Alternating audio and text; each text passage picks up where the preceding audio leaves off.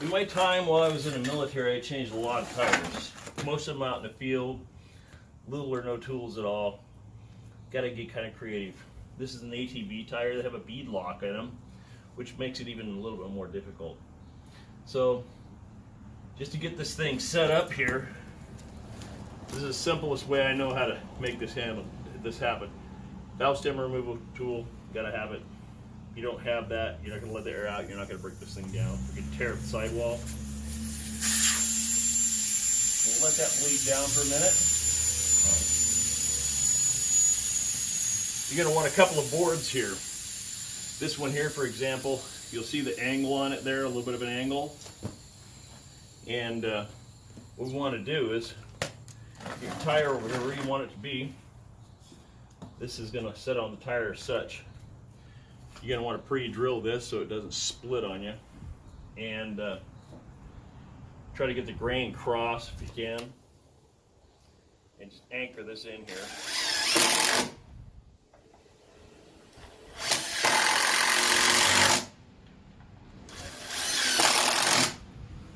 There's that. Nothing fancy to that at all. Give yourself a little bit of a pry board here. Try to get your tire up here as close as you can to this thing. You're going to set that angle towards the rim. And you can set this thing flat on here and pry. If this won't get it, you can set it in here a little bit tighter and go this route here. Takes a little bit to get it started.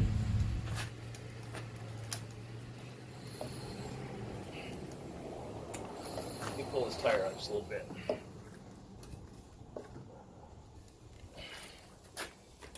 Set that right in there.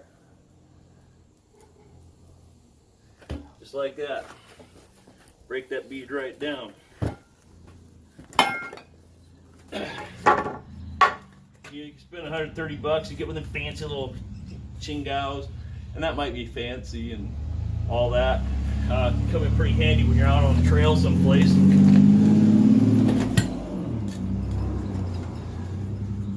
But if you don't want to spend 130 bucks to do this, I see people try to drive over these things.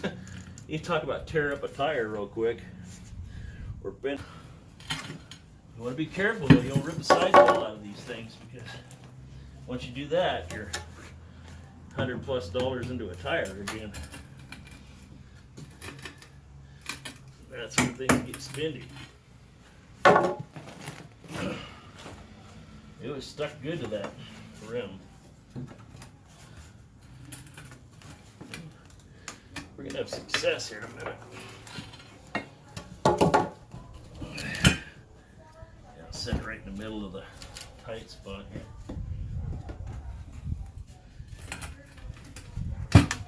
There he goes. It's like that. Took a little extra effort, but you know, not a big deal. Pretty yucky in there. Now we got to do is go and air it up a little bit. Hopefully we don't have a leak anymore. Okay, so pretty much ready to go here. Don't forget your valve stem core. I like to take just plain old Armor All, good for tires, rubber. Give that valve stem a little squirt and put that in there. That seal has to be a good seal, so you might as well condition that rubber in there just a little bit and seal that up a little bit. Same thing with this bead. I like to use Armor All and stuff like this as well. Not going to hurt your tire.